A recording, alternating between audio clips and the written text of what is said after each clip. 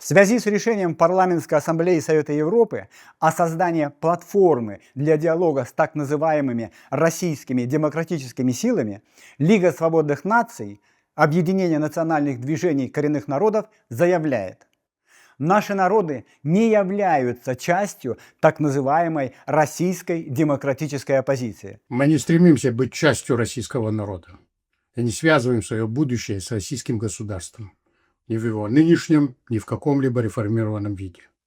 Наша политическая и историческая цель – освобождение от московского колониального контроля и построение собственных независимых национальных государств. Русские олигархи и бывшие чиновники, ныне находящиеся в эмиграции, не обладают ни моральным, ни политическим правом говорить от имени всех народов, проживающих на территории Российской Федерации.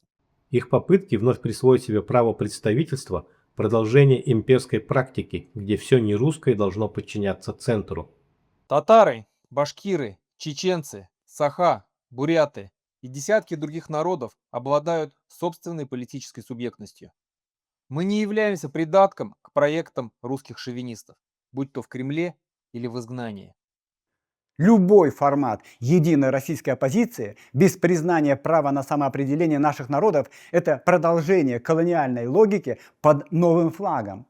Мы наблюдаем признаки того, что реализуется желание предоставить еще один шанс российским силам для построения так называемой демократической России.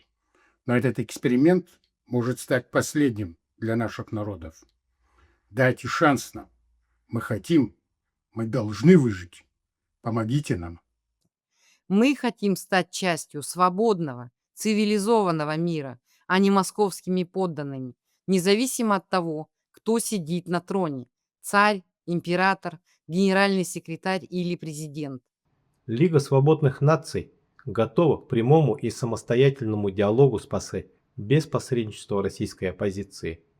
Мы настаиваем, чтобы голос коренных народов был услышан напрямую и отражал реальное многообразие построссийского пространства. Этнические русские, проживающие в наших национальных республиках и регионах, часть будущего диалога.